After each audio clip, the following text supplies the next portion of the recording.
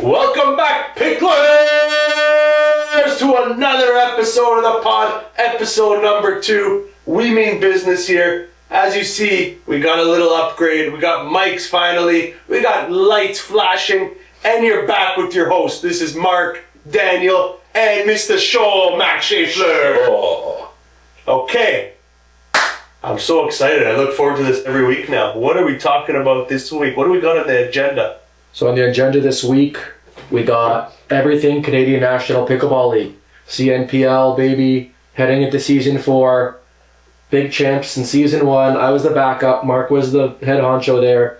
And we're going to talk about a little bit of a recap of what happened in Season 3 first. Head into speculation in Season 4. Talk about the big names, big players that we all know and love. And maybe even some fresh meat that's been coming into the league. Mm-hmm. Here we go. Yeah. So let's talk about Season 3 now. Those Lions, we got to start at the top here. They are the top 2 years in a row. They're looking for that three-peat. But, from top to bottom, like Ernesto, Louie, amazing, both mixed one teams. Great men's team. They struggled a bit this year in men's. The games were close. But they always had that edge, whether it was singles with with their strong singles background. So, from Season 3, I had them at the top again to start. They probably had a higher percentage for wins Season 2 for men's rather than Season 3. They declined a little bit, I think, but that was also the first year that Americans were able to play in the league, right? So there's more high-end talent. So we'll see what this year brings with newer Americans as well that didn't play last year. Mm-hmm. Yeah, and then, going, obviously, big surprise, United making it all the way to the finals. They've definitely, upgraded their team by dropping my ass. So, look, it shows they went right to the finals, right? This is a business, right? So they gotta take the best players who fit their build. Great job getting to the finals. I think, looking at how the schedule lined up, it's always like, how can you do in that regular season? Because the regular season doesn't mean anything. You just have to perform in the playoffs, and that's all that matters. You come prepared that weekend, you have the right combos working, and you're ready to go in the playoffs. So, hats off to United. Great job making it to the finals. They had a tough road. They grinded out matches, and kudos. They won a lot of singles tiebreakers. Yeah. It's anyone's game. Yeah. Look what happened in the Olympics. Shout out Team Canada. Shoulda, woulda, coulda. But it's that 3-on-3, anyone's game. Tiebreaker, rally scoring, anyone's game. Yeah, right? Heads or tails, it's 50-50 pretty much. Yeah. Right? Now going down the list a little more, looking at the Northern Lights, shout out Michael Chow. He did his due diligence. He really drafted players that he believed in. I personally think they had great chemistry, great doubles play, but I always saw them at the start. They were just lacking that singles piece to get them over the edge there. And you really need to think about how well-rounded your team is from every aspect. That's what makes it so interesting. I think, if you look at it, it's like a triangle, right? You got the men's, the women's, and potentially the tiebreak, and potentially you can't have all three, right? Being you got to pick 2 out of 3. That's how I kind of see some of the teams, minus obviously Montreal, which I think are pretty well-rounded, but also confident, right? You can't, from my experience, you can't go out there and play with fear. Even if it's rally scoring, even if you're going there, it's. I think that the confidence that Ernesto and Louie have, just playing as many tournaments as possible, just knowing what to expect, it's really shown over the past couple of seasons for sure. Yeah, looking at the Northern Lights roster, they did lack a bit of experience, minus Joel Pelletier. It was Lucas's first year in the league, Danny's first year. A lot of Sorry? Marie as well. Yeah, Marie. So, like, a lot of rookies from that CNPL rally scoring pressure standpoint. So I feel like, going into year 2, going into year 4, that's the interesting part of, everybody building experience and knowing what the pressure feels like, right? Yeah. Year 4 also, they're bringing into the rule where you don't have to play the whole match, where your subs can actually play. So that triangle effect thing will have a little less effect, I feel, because you will have singles specialists to an extent. Or maybe they play mixed in singles. Yeah, they could be a specialist in any discipline, yeah. So let's move on now. Just pulling up the list here. Season 3, done. Lions took it again. Let's talk about Season 4 and just looking at my list here, we had the draft. Some big moves as well. Some players that weren't kept, some players that were kept. Would love to go through some of the movements, some of the teams. Let's go through each of the teams and just quickly fire off our thoughts. Sorry, first off, Matt, what was your biggest surprise going into Season 4? Out of anything. It could be signings, drafts. What was your biggest surprise here? Probably the Lions and London, I guess. Christina going to Montreal, and then and Sophie going to London. I feel like Montreal got what they wanted there. Yeah, probably. That will just make their team even more cohesive, even though they don't have that French connection. Well, before the draft, it was probably a little up in the air. Before they got Audrey, they probably didn't feel as safe with that team. But Audrey's a solid pickup in that draft for them. Yeah, I mean, first off, let's talk about Season 4 draft. So, if you put yourself in a GM's shoes, are you drafting to handcuff or drafting to make your team, the most well-rounded? If you were, a GM and you were doing the draft, what would your strategy be there?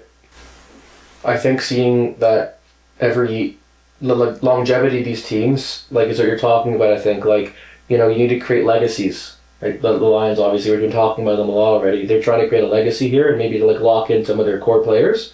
But I think that we see now, because of tiebreakers and how important they are, you have to be well-rounded. The weakest link will get picked apart, always. And it's important to have that well-rounded skill set and honestly chemistry. So one thing, again, me, in season, one of the seasons here, Season 2, obviously the East Toronto Smash, had a bit of a stint with them. Talking Christina, she really loves a strong, male mixed partner, and she's gonna find that in Montreal with either Louie or Ernesto. She feels super comfortable, obviously playing with Ernesto. She plays in tournaments with him all the time. So I think chemistry is actually more important than well-roundedness, because it's the game is so fast-paced. They need to be on the same page. Yeah, speaking of chemistry, I'm very interested to see how Jada and Maria will mesh together. Yeah. As two power players. I think, obviously that the women's game, you can do a lot of banging, try and hit the ball through the player. I think they'll do really well. I'm just very interested to see how, they actually mesh together in terms of moving on the court and setting each other up and pattern-wise. So let's talk about that. So let's just cross off Montreal. We got Ernesto, Louie, Christina, Ariana, Michael McCaffrey, and we got Maxine. So that's the question for you guys. Do you think Montreal will use their subs this year? They haven't in the past. No. They always stick with their 4. No. I don't think they'll use their subs, to be honest, but I do love drafting Michael McCaffrey. I played Canadian Nationals with Michael. Great guy, great team guy. He's been in pickleball for quite some time. If you follow him on Instagram, he does post a lot of strategic patterns and stuff, and I think that's what Montreal was always missing, was that they were going to the tournament with no coach. I think Mary, Ernesto's mom, was acting as, the team liaison, making sure everybody was well rested and fueled up. So I feel like drafting someone like Michael is a very smart move for that team. Yeah, and let's move on now, because we're touching on them. Their old stomping grounds, Toronto United. We got Matt Kamoto, Captain Kamoto, Maximilian Wild, who we got a Maximilian sitting here, but last year we saw some amazing trick shots come out of him and just some fun play to watch. Got Jada, Maria, big Ferrari forehands on those two. And we got our own in-house bred Michael Rizzo and Tiffany Au here. So what do you think of them? Use code OPA if you want to hear all of Rizzo's weaknesses. There you go. So what do we think of United here? I'll start here. Maria is going to be a powerhouse here. I think she could hit a ball, honestly, harder than most guys in the league. And just to have that powerful of a player on the court, there's no weak point. There's no player who you don't feel threatened by. I think her experience and her tenacity on the court and her training regimen, like she is in some of her, let's call it accomplishments in the U.S. as well. Right? I think she's going to be an absolute powerhouse. Yeah, I mean, there's no question that, she has the ability to hit these shots, right? Like you said, it always comes down to chemistry. Like, who's she going to play mixed with? How are they going to work together? Like, I could even envision here and foresee Matt playing right side and Maria playing left side in mixed. I could see that happening. And I mean, I think it could work really well in terms of causing some havoc and just patterns, obviously. Yeah. I think their team got better on paper, but it'll be all about the chemistry part for that team, I think. I agree. They could click. It's not, male dominant, female, second. It's like you're saying, the roles could change here. I saw that when I was on a squad with Kim Layton playing the 8 position in mixed, and it worked really well because she's very good at maneuvering the ball. Mm-hmm. So that creates a lot of chaos on the court and maybe some looks that a lot of guys especially are just not used to seeing that may not be comfortable with. Yeah, and breaking news, we know that the Kamotos are away for the first tournament. Ooh. So we know big Mike Rizzo will be making his Toronto United debut. Huge. So that means Rizzo will be playing with Max. Yeah. Interesting to see how, that pair will work. Yeah, who plays left, who plays right. And let's move over next to the Northern Lights here. We got Joel Pelletier, Danielle, boss, Jess Kawamoto, Louis Kwong, Ben Davis, and Cory Osborne, the veteran himself. This is such an interesting team to me. Again, some standouts here. Joel Pelletier, always a big A, really takes the whole court up. Danielle, as we've seen her training at our facility here, she could hit a ball really hard as well. Jess is just a veteran, so much confidence, brings a lot of consistency. Louis Kwong could really hit a ball. That Tui is pretty insane. We had a money ball at OPA Hamilton, mixed money ball, and she was just rifling forehands and backhands, just drive. Yeah. So we know she could play singles, let's put it that way. Yeah. And let's say, honestly, Cory, age is not anything when it comes to this sport. Look, we don't have a senior pro division in Canada, but Cory, with his professional sports background, I think that he is going to sneak away, just like he did last year, a couple of years before, some amazing wins. He is an amazing captain and has such a strong kind of leadership role he has to play here to bring strategy before it's too late in the game.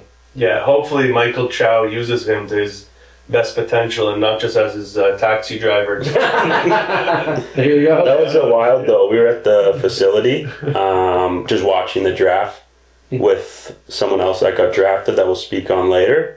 But that trade for Jess just happened mid-draft. Oh, breaking news. Breaking news, Chow style. Gotta love it. Brought some excitement to it. Yeah, I know Ben Davis, I see him putting in the work with Valenti out in Rochester. That guy's a force to be reckoned with. Just great footwork, doing some insane drills. So, he's going to bring some heat. But going back to the point of Cory, if they're going to utilize him and play men's, I think men's doubles these days is so it's just a grind. People just want to grind you out. It's tough. Obviously, it's completely different game than mixed.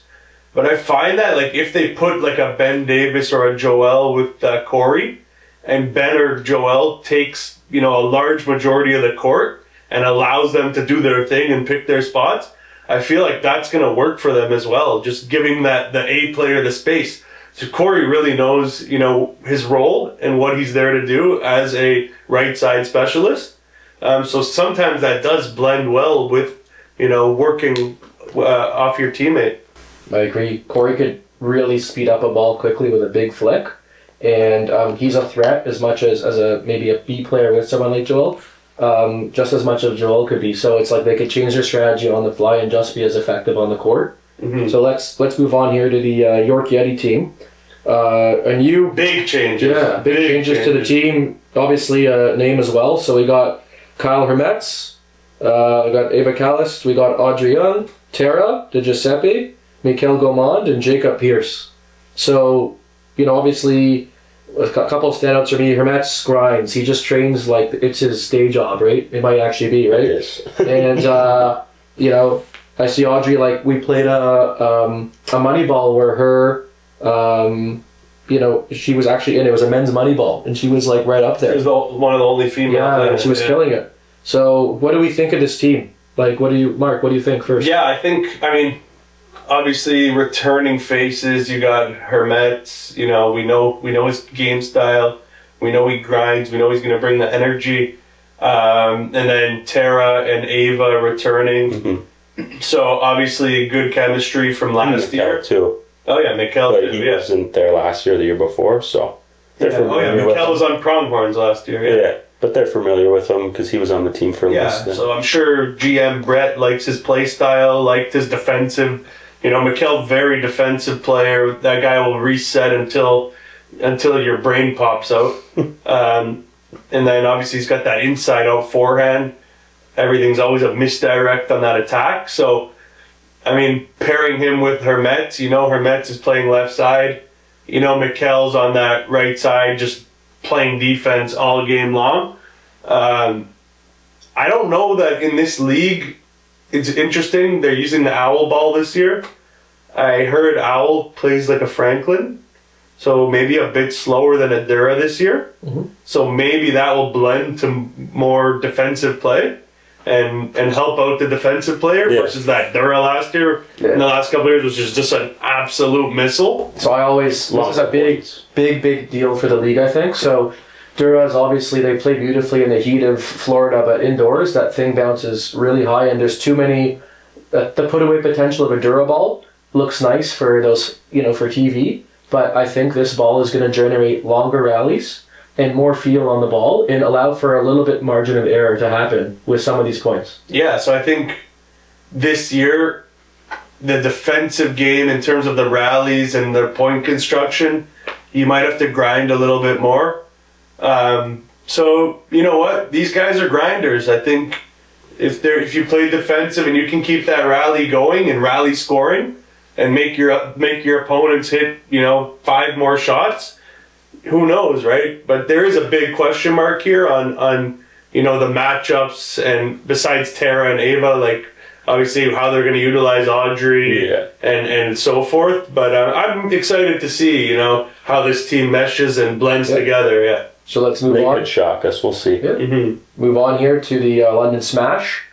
We got Ryan Torreson and Sophie, Mark Clemenson, and we got Natalie Araya.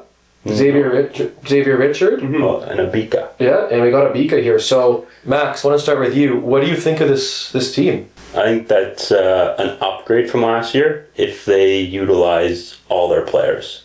I think Clem, I don't know anything, but I think Clem would probably be best suited for men's with like a Torreson, and then that Xavier guy. He's had a couple good runs lately. Yeah, I mean, look at the last APA when Clem was playing with Anso.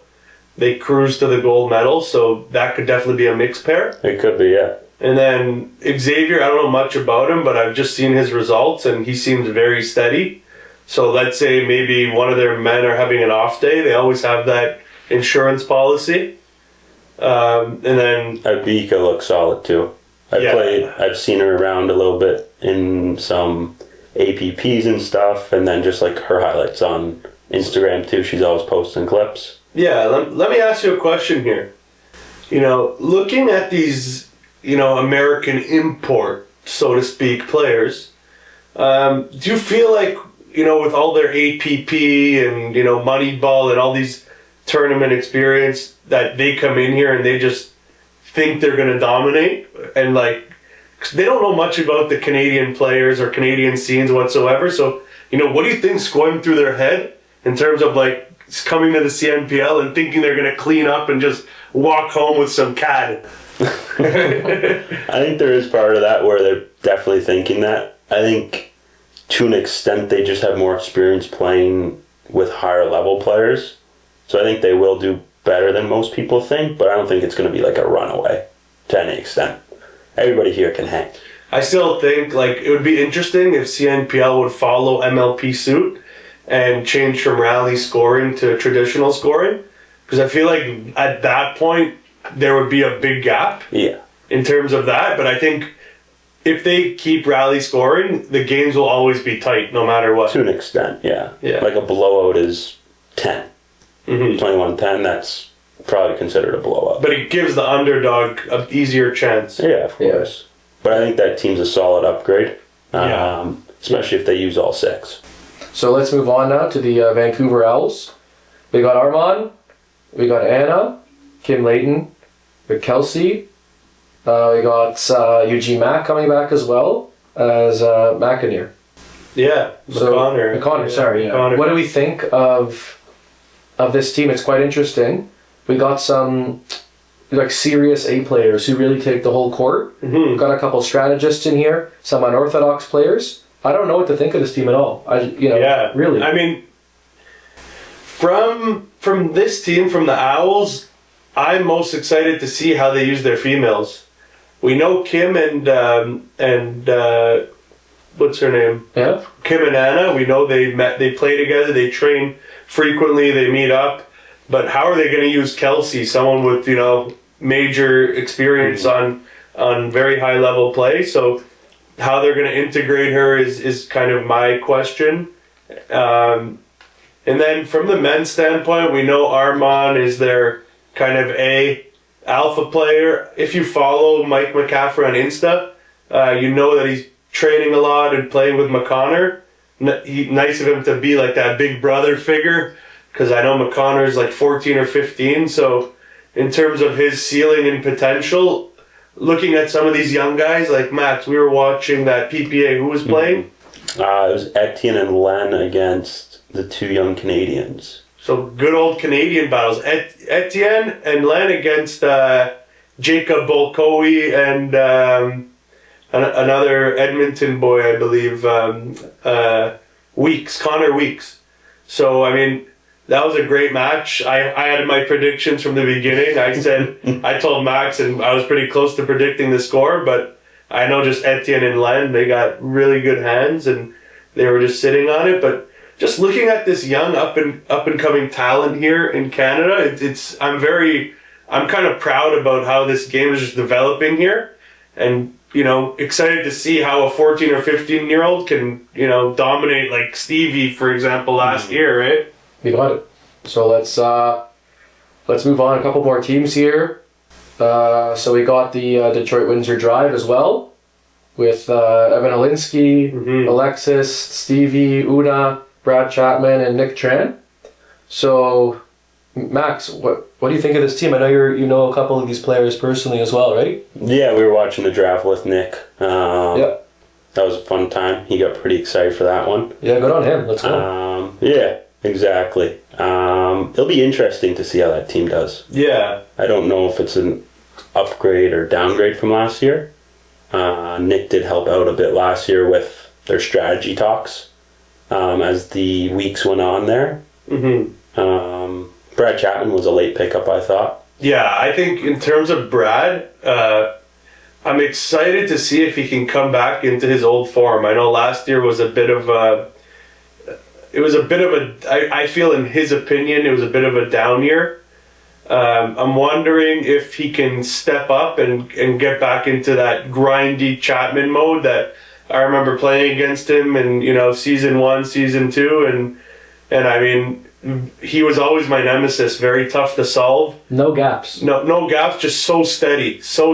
And if he can get back into that form and just be that rock, I mean, that's a sleeper pick that late. I think people were sleeping on Brad, to be honest. And then, we've seen Una play a bunch. If she takes that next step, then they got another solid girl there where she can hit the ball pretty hard. Yeah, I mean, what's your opinion on like a lot of these females with strong tennis backgrounds? Like, we know they can rip the ball, like Louise and Una, Jada.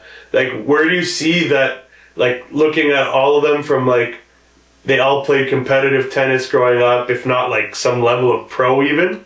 Like, where do you see gaps or like that little part of their game where they like what are they missing essentially? I mean, it's always the soft game. It's the dinks, the resets, decision making.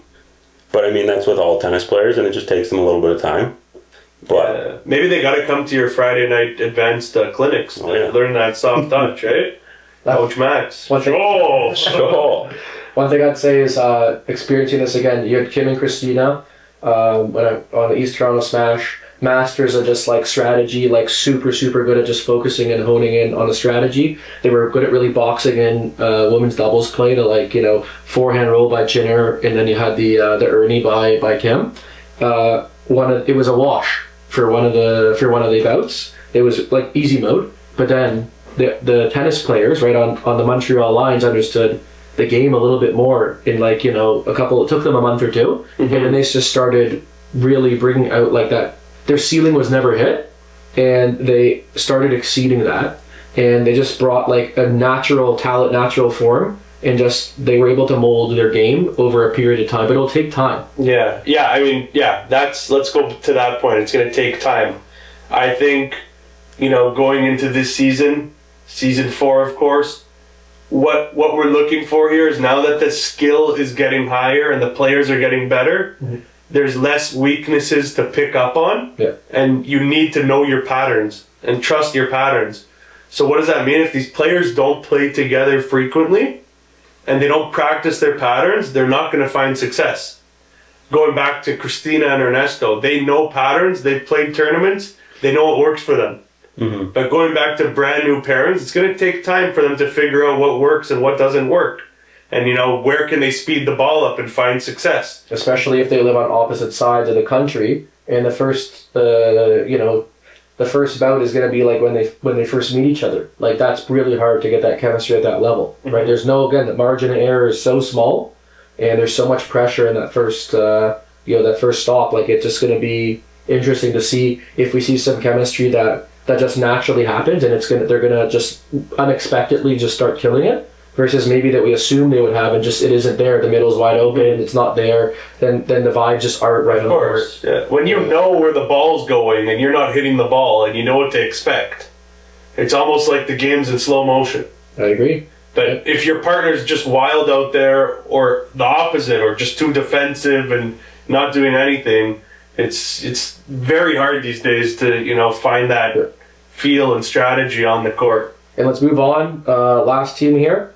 We got the Grand River Rapids with some familiar Grand faces. River, baby! Let's go. We got Antoinetta, Lucas, Bruno, Donnie. Yeah, we got Donnie, Darren Wang, Carolina, Big Vet, and Marie Christine as well. So what do you think of this team? This is a really interesting team. First of all, one thing I have to say, Lucas, you know, just playing him, seeing him on the podium, like, this guy has no gaps in his game, it looks like. He has the steadiness of a Mikuel. He has the hand battle speed of a Donnie Wang. He's got it all. I'm gonna say, like, he's gonna really make some stuff happen for this team. Yeah, I mean, Lucas is definitely a rock. We just got to find out what side he plays for men's. Well, it'll be interesting. That Bruno guy's solid. Yeah, we were watching him on the Challenger, on the PPA Challenger YouTube feed. He was playing left side. No. I feel like Lucas can kind of play anything, but it'll be interesting. It's all about the chemistry, What's right? What's going to happen then? I don't know, but we know that whatever happens, Marie Christine will grind you down until your hamstrings fall off. I played her one match in my life. I was so exhausted in this mixed match. Like, I came out with the W, but she made me work for every single ball, every point, and you just can't. It was her and Mikuel, imagine. Yeah. You do anything, the ball is coming back. And it's like, what's going on here? Like, I have to do like breathing techniques mid-match to regain my oxygen levels. But you know that against players like this, you know, they're going to grind you down until your mental game grinds down. And the second you make a bad decision and try and overplay it, you know, that's where it breaks down. So just pick your spots, right? Yeah. And how do you think, looking at all these teams in the growth in 4 seasons, what do you guys think of how the Canadian pro scene stacks up? Not against the US, obviously that's a different story, but with, like, you know, the leagues in India, the leagues in Australia, do you think we're up there? I mean, if you're comparing India, they're still importing a lot of players from around the world. Just, I think for monetary purposes, they're paying decent payouts and, you know, appearance fees and whatnot. So it's hard to compare for India. They have a couple big names there playing PPA, like Armand Bhatia, a couple other guys, but that name speaks the most to me. But, you know, I'd love to compare Canada to Australia. You know, I know PPA Australia this year is taking big leaps just in terms of testing paddles. Like, they're going that UPA route, and they're starting to do like UPA testing on paddles. I hear rumors for the CNPL too. They might start doing that. They probably should. Testing, yeah. I think there might be some testing happening. Listen, there's money on the line. You gotta have the right protocols and standards to uphold any minor gaps that might give a player an advantage. Yeah. I love all the refs and they do their job, but like testing just like this and this on the paddle, making sure it's all good to go, that doesn't really do much. I mean, I don't think any of those players are using counterfeit paddles, so I don't think we have to worry about that part. I can check that out. I'll check for the counterfeits. Thank you. Appreciate it. Producer Riley, shout out. But it's more of like the paddles are just coming off way hotter than they should. Mm-hmm. I think people are pretty good with it, but if we had testing, then there would just be no question. I mean, listen, if I send Daniel over here, head of technology, to the local park, and he did paddle testing at the local park, tell me some, what are some stories you found at the local park? Let's talk about this, right? We're going to go over some stories. So, for instance, I've seen anything from a guy wearing, in a community center, a back bracelet holding 2 paddles like he's a Ninja Turtle, right? To, I'm serious, I don't know if you remember. I remember him, yeah. He was wearing a weightlifting belt with two paddles. Double paddle attack, right? To, you know, we're seeing counterfeit paddles with people putting, like, you know, like fine grit paper from Home Depot on it. Like, I'm like, and they're denying in front of my face that, like, it's not, like, what is that? Like, I got it like this. No, you didn't. Even if it's rec play, like, come on, like, what are you putting sandpaper on your paddle for? Yeah, I was downtown playing as well, and I, like, the sound of some of these paddles, and my eardrums will explode by how illegal they are. I've seen sandpaper a lot. It's very common. It's pretty funny to see. Yeah, it's crazy. Just like at that point, just go order a new paddle. Send your paddle to warranty. Like, I don't know. That's crazy. Like, listen, some guy that used it. Remember that guy? He was ripping forehands like crazy. The ball was dipping 12 inches. The first point. Yeah, first point hit me in the head. You know, I may have lost some brain cells. I think the RPMs on that were like 10,000. But yeah, the crazy stuff we see on rec points. If you guys, shout out to the viewers here. If you have any crazy stories about some rec games in community centers or otherwise, let us know in the comments. Throw us a DM. We really want to know. It gives us a really big laugh sometimes. You know, while we're at that, why don't you plug in any discount codes? If these guys are throwing sandpaper on their paddle and they want a real gritty paddle, what can they check out? Hey, listen, never shop at their store at all. Use that code WELCOME10. Get your 10% off your first cart with us. There's a lot of fun paddles coming out. A lot of new stuff being thrown in the store even as of next week. Really unique brands. You might even not find some of them anywhere else in Canada for accessories to paddles. So feel free to check us out here at OntarioPickleballAcademy.com. And if you're listening this far, if you want more than 10% off, you can use code STEFFY15 for 15% off an RPM V2, baby, coming out. Producer's pissed here because I didn't plug. No, it's not. You used Riley15, RYLIE15. Listen, producer's got to work for those sales, and he's got to start ripping forehands past people, and then they'll realize why they need an RPM. Should Steffi and I go one-on-one? Singles? RPM showdown? So, might need skinny singles for we'll that. have to do the new PPA Challenger modified singles court. I'm down with that. Yeah. But, you know, with that being said, definitely amazing products. Technology's coming real far. I'm really excited to try out the Q2 coming in soon. Yeah. I'll probably main that. So moving forward, that's one last thing on the CNPL stuff. Mm-hmm. So who do you got for your top 3 teams this year? Top Season 3 4. finishers. Top 3. Let's hear it from all 3. Top 3 right now. Doesn't have to be in order. Doesn't have to be in order. Okay. Let me see here. Not in order. I mean, listen, it's very hard to. Obviously, it's hard to predict because it's how the playoffs kind of work out. But sure. Off the top of my head, I got London Smash taking home the gold. Okay, London Smash taking home the gold.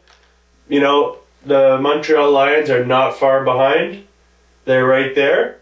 And then we'll do a little bit of a sleeper pick here. I like the Vancouver Owls. Sleeper. All right. How about you, Max? I'm going to say London just so we can see a new winner. Mm-hmm. But I'm going to say it's going to be them and Montreal in the finals. And then our third, they could win too. All these teams are really good. It's going to be on the day. I think it's going to be the Grand River. You know what I'm gonna go? I'm gonna go on a little bit of a off the beaten path here because I want to be right and just like shove it in your guys' faces. But I think that Chow Northern Lights, right? And I'm not gonna say first, second, third, but I'm gonna just say that the Northern Lights, Toronto United, or the London Smash, I think are gonna be at least one of them is gonna be in like top 2. Those were top 3 last year. I know. Sleeper. Yeah. Oh no, Montreal. Sorry. Yeah, not Montreal. Why? It's Not just, Montreal. I think. Wow. I just think that, you know, some of the girls coming out are the you know, it factor for some of these teams, and they could go toe to toe with any guy head on any day. So let's see what happens there. You better watch your back. Mary might come from you. There you go. Well, that being said, Mark, sign us off. That was a good pod. We talked about everything CNPL. Everyone get ready for season 4. Let us know if we're crazy. Let us know if we're right. Let us know if you're a player that we may have missed or a player that you may want to hear a little bit more about in the comments there. Episode 2, that's a wrap.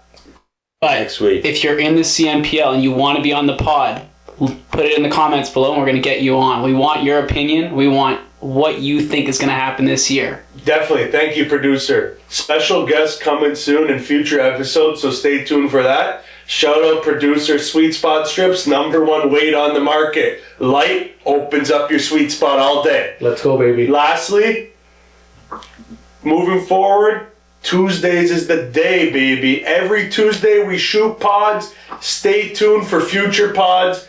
And we're coming out with some really exciting announcements. We'll have some nice discount codes. And everybody, that's a wrap. See ya. See you next week.